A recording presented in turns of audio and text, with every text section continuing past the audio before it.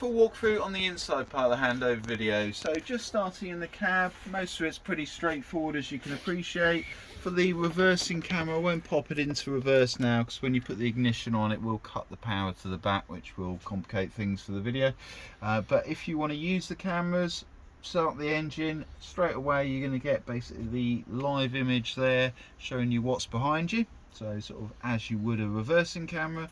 If you pop it into reverse, up on there will come your full image of obviously the downward angle showing you your parking. Nice and straightforward. Bumper. On here you've got your blinds, so squeeze triggers and pull it across.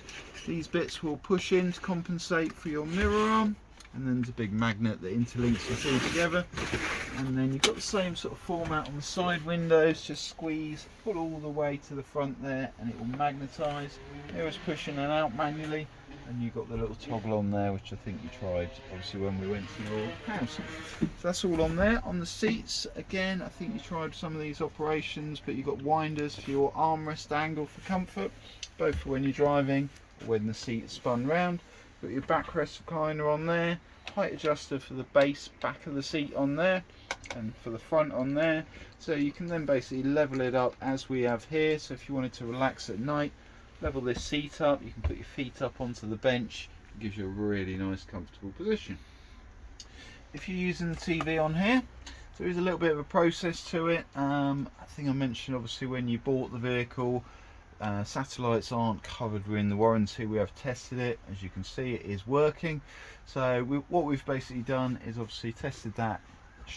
I'll show you how it works, what you need to do shortly. I've also asked the workshop, sometimes if you're near a building or if you're under a tree, the satellite won't work, so just be aware of that. In that situation, you've got the TV aerial, and basically just behind us here, I've asked the workshop free of charge to fit an extra 12-volt socket and TV aerial connection on there. So that one there, just so you're aware, actually is wired in to this booster, and then you've got this pole aerial to push up. So if you push that up and rotate it, you'll see there's a little traffic light on the booster, which you then need to be more accurate than me, but get it a little bit green. Tighten the collar up, and once you've done that, as long as you plug in with your TV into this aerial here, it's going to go via the TV aerial connection rather than the satellite. So if you're struggling with the satellite, you've got that as a secondary backup with the socket just underneath there, so making it nice and easy. Now referring back to the satellite, if you are using that drop down monitor, there's a few little things that you need to do. So you need to make sure the power is on the back, which you generally are going to do automatically, so make sure that power is on. Just going to give you the 12-volt for your leisure battery. Make sure the entertainment switch and the switch above it is both on. Just to complicate things even more, make sure the power is on this head unit. So effectively that is then going to give you the mirror image of up here, and you can also link it in for the volume for the TV. So if you're doing that, turn it on, press your source, scroll through to DVB. It's then going to mirror in what's in there and also then give you the sound for that as well. So nice and straightforward. If you did want to use it for a CD or a DVD, push the button on here. It's then going to give you that slot there, which you can then put the DVD or CD into. So that's all on there. So we'll fold the TV back up out the way now. So obviously head unit on, TV down, 12-volt power on by the door, and these switches. Sounds like a lot, I realise. Once you've done that, all you need to do is then basically push the button on there, press the tick. It's then going to default to your previous setting. So in this case, Astra 2 South, which is basically from about where we are, or north of France up to Scotland, is Astra 2. If you go outside of those parameters, you do need to probably download a map which will tell you obviously what the continental ones. So obviously make sure you do that, press the button on there. It's then going to send the satellite up. So if we kind of show you through the roof, We're doing this pre-valet, so obviously you might detect little bits of dirt. It's then going to go round and round and round, tune into your desired settings. So in this case, it's generally on the Isle of Wight, so it's pointing towards the Isle of Wight, and here obviously locked in. Once you've locked it in, you can then tune it using your remote. So in here you've got your FreeSat, which you can then obviously tune in to give you about 200 channels in most areas. You can also disconnect that if you've got a Skybox at home and utilise that if you wanted to. And as I say, if that is not working for any reason under a tree next to a building, you've got the TV aerials as a backup. Once you're done, certainly with the TV aerial, make sure you bring it down again and tighten the collar just to make sure before you drive away. When you're finished with this, there's a little bit more to show you. Again, and you're not using the vehicle, make sure you turn the power off on these two, obviously the head unit and also the one above the habitation door. Basically, if you leave these on, it doesn't seem like it, but it's pulsing in the background and will flatten your battery after about a week, so just make sure you turn those off. Going on to the main electrics, so you've got all what you class your consumer unit or power unit in here. This side of things is all 12 volt. This side is all your trips and mains. So system shutdown, if you're not using the vehicle for a couple of weeks or more, or you're going to put it into a storage compound, I would encourage you to press that button. That is basically like taking the terminals off of the leisure battery. You're going to stop the drain to the battery and keep the battery in best condition for its longest. If you are keeping it at home, you're driving it, you're plugging in at home, you will need to leave that on basically. Power on and off, so little bits on here and mirroring what the control panel that we'll go through shortly over the habitation door is doing. The reason they do that is if that panel failed for any reason, you can turn the power on, the pump, the lights, and switch between your vehicle and leisure battery if you wanted to. Under there you've got your habitation fuses, which are all marked on this little sticker just on the side here. Say on this side is all electric related, so if you're on a campsite in Europe, you might get a reverse polarity light, which is where the voltage is different, the wiring is the other way around, and it will trigger on there. You can buy a plug online to reverse that problem, or just see the campsite warden. Charger, leave that on all the time. When you plug into the mains, it's then going to go through the charger to charge your batteries up, as will driving as you're going along. Space heater and water heater, so these are basically isolation switches for basically the space heater or the water heater. So if you felt there was a problem, you can isolate those on the mains electric side independently. Under there you've got your trip switches, your tester just on the side there to test it's all working. Obviously the entertainment switches. Behind there is a USB, so that is live when you've got the control panel turned on by the habitation door. So that's all in there. Just above me you've got the main sort of big skylight, so there is push buttons just on there, a little bit hidden, so push and twist, push and twist. Then you've got your winder on there, so nice and easy. I'd always push with one hand, just that initial inch, just in case it sticks to the rubbers, particularly in the summer. Once you've done that, wind with the other one to your desired position. Always close these before you drive away. About £1,000 just for the roof light before you fit it, so definitely make sure it's closed, check it, and put those extra latches in. On the front, pulls towards you, you've got your fly screen, and then there's a secondary pull for your blackout blind. So you've got the ladder there if you are to use that as a single bed, but just a really good storage area for most people. Side windows are sliding windows, so anything that's sliding you could open while you're driving along. Anything that lifts upwards or outwards definitely can't. So this one, just squeeze and it will pull back to let a bit of air in if required when you're parked. And then you've got your fly screen and your blackout blind that will interconnect, so you can pick and choose how much you would prefer.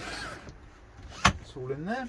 Above me here you've got your carbon monoxide alarm, just normal AA batteries to replace. Smoke alarm just on that side. Obviously storage through these cupboards. Underneath this particular one, again you've got storage in there. So nice and straightforward.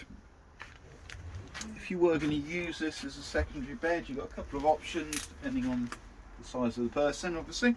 You can pull this cushion out slightly, drop this down the back, use the front seat, bring it up nice and tight, and if you've got a small child, certainly if they're driven to you, you could obviously use it for that. You can also just pull this one into the middle. Again, drop the cushions, pull this one into the middle, and it will give you a nice little transverse double bed for guests, or a secondary sleeping sort of option on there for you. So you've got a couple of options, either the single bed or pull this into the middle, drop the cushions, and obviously give you the double transverse bed. If you are doing that as a transverse particularly, I would sleep on the reverse, so it makes it flatter, more comfortable.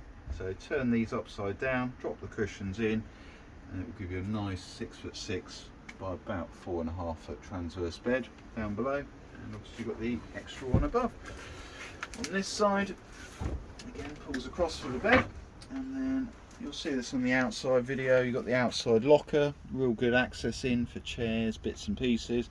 Under there is your leisure battery, so that is obviously housed in there, which will then charge as you're driving or off of the panel as well. Next bit to show you is your fridge freezer, so make sure the motorhome is fairly level before you operate this. Then just push and hold to turn it on. Double press to make your selection. So mains hookup when you're plugged in on a campsite, or good idea if you've got the option, plug it in the night before at home. Put the fridge on, control the temperature on there, so I put it up to max if you're doing it the night before. Get it nice and cold, put it onto the battery whilst you're driving. If I put it onto battery now, basically it will fault code because the engine's not running, as you can see. So that's what a fault code would look like, but if we start the engine, it would then knock that code off and start the cooling on the battery. If we pop it onto the gas, because you've got those gas tanks on there, it's automatically going to light for you. No fault code, working, good to go. Once you've got it to temperature, certainly in the spring, autumn, winter months, you're probably looking about number 3, and then as the weather increases, 4 or 5. So we'll leave it on that for a minute. Little push button there just to open the fridge up. This part is removable, so you can remove these sections to give you a bigger fridge, or for cleaning. A couple of catches underneath that will pull inwards to do that. When you're not using it, I'd recommend push that in, bring it forward, which will then give you a nice little door stay, just to let a bit of fresh air in, keep it nice and fresh for next time you do. Up from that, you've got your sink mixer tap just on there, so pressured upwards, left and right for temperature. Main socket only live when you're plugged into mains on a campsite. Little light switch on there, and a secondary dimmer light switch on there as well for you. Right, so moving on to the rest of the sort of kitchen area, that will pull out as a nice little cutlery drawer. You've got your microwave in there. They always recommend that you remove the plate once you're in transit. And a good little area for it, as they have here, is wrapped it in bubble wrap, stored it in there just to stop it from rattling. Just a nice little location. Down from that, you've got your main cooker, so electric hob on the left. Again, only works when you're plugged into mains, and then you've got your temperature control as you go around. Takes a few minutes to heat, good 5 minutes to cool, and then you've got your gas burners just on there, just showing you they're all working as they should do. So push and hold, and obviously release.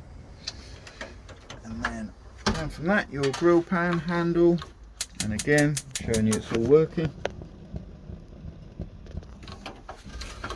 Next one is your gas mark oven, so again, all working. And then underneath there we've got a really beautiful pots and pans storage area, just to put bits and pieces if you wanted.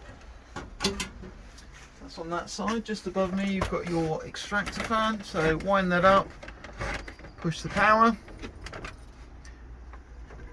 choose your speed. The more you press, the quicker it goes. Press the other way will slow it down and reverse that cycle for you.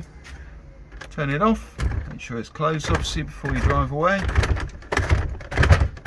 And if you like it nice and dark at night or in the morning, blackout on all of those, Roof light on from that is a push and a pull mechanism, as you can see on here. So literally push and a pull. Either fully open, partially, just a little bit, and obviously make sure you close before you drive. And you've got your fly screen and blackout, which you can interconnect and pick and choose as well. Just in the cupboard there, you've got your freestanding table, so again you can use that inside or outside of the motorhome. Save taking a secondary one. Your heating, so you've got various different heating options on this particular one. You've got the gas fire, nice and straightforward. Make sure the gas is turned on, get it round to about number 4, so there's a nice pressure. Push and hold, stops clicking, let go.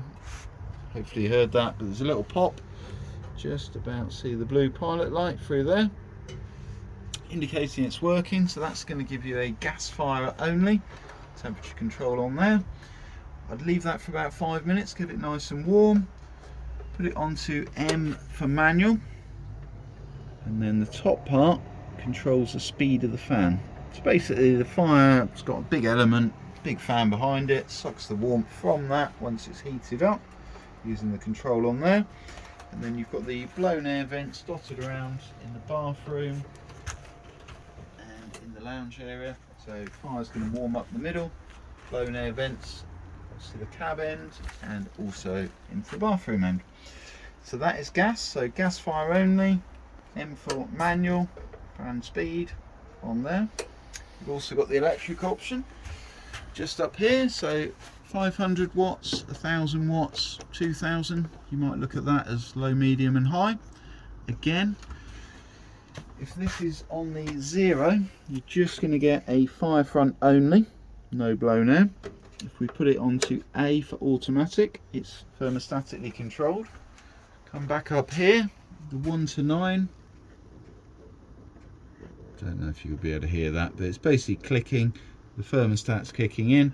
About 6.5 would be about 20, 22, 9's about 30, and take the chill off in that sort of nighttime period whilst you're asleep. You probably want it on about 2 or 3, which is just going to be warm enough with a duvet on, just to keep you warm. And that will basically regulate it, click on and off, very much like it would at home. So that's the heating side. On here you've got the hot water side. Nice and easy, make sure you've got water in the tank, the battery and the water pump on. Select your temperature, 70 or 50 degrees. This particular one is on the gas operation. So on the outside video you'll see there's a white flue cover that you need to remove. Remove the cover, leave it. If after about 30 seconds you don't get a red light appear, everything's working, and after about 20 minutes you'll have hot water. In this case we know we've got water, the battery, the pump on, the cover has been left on, so that's why it's triggered the light. Turn it off, turn the take the cover off rather, retry, and then you'd have no red light, and after about 20 minutes hot water on the gas. If we come into the wardrobe, on the back here you've got the electric variant, same thing, 70 degrees at the bottom, off in the middle, and 50 degrees at the top, off of the mains electric only. Whilst we're in here, you've got your fridge vent covers, so those are blanking covers for extreme weather. So if it's snowing outside, you're not using it, worth putting these covers on the outside fridge vents. They just slot up, and then these bits turn to lock in place. They're going to stop any snow getting into the back of the fridge, water if you're jet washing the vehicle, leaves in the autumn, that sort of thing, so worth keeping those. Outside shower point, so if you're searching outside video, that will go in. Again, need the battery, the pump on. There is a hot and cold option, so if you're doing that, you need to heat the water first obviously, turn to allow the pressure, and then you've got the trigger on there to use. So really handy for bikes if you've got sand on you, been down the beach, anything along those lines. Just under that, got access into the back of the fire, so they do recommend that you don't store anything in there. There is a gas isolation tap just to the left hand side though, so if you're worried about the fire itself, you can isolate that at the source without creating any problems. Also, just in the cupboard there, you'll find you've got 3 more additional ones for the fridge and the cooker as well, just so you're aware. And yep, as Nick said, just at the back you've also got the water pump in there as well. Right, moving on into the bathroom area. So you've got that lovely separate shower, screen doors that come across to obviously close that off. I won't do it, but pressure towards you, left and right. There's a hanging rail, so if you've been out for a walk, put the heating on, get it nice and warm. You can then hang up your clothes, obviously let them dry in there. And there is a blown air vent as well, just down there, which will let the warm air through. And the heating's on. For the toilet, you shouldn't need to swivel it out the way, but if you do, just a firm pull round to adjust. To use the toilet, you've got the slider on the front, so slide it to the right hand side. Make sure the battery of the pump, the water is in the system. Push the button once, activates the fan, draws it through a carbon filter to get rid of the smells. Press it again, it'll give you the flush to flush everything away. Then once you've done that, close it back up. The fan will run for about 5 minutes, so if it is the middle of the night, that's quite annoying. Just press the flashing light, it will stop it. Press it again, will start if required. And as it fills, you'll get a series of lights appear on there telling you it needs emptying. Right, so hopefully that'll give you a good run through on the inside, along with a separate video on the outside. As I say, on the USB stick I will attach a separate how-to video for both the awning and the refilling of the gas. But any questions, don't hesitate to give me a call.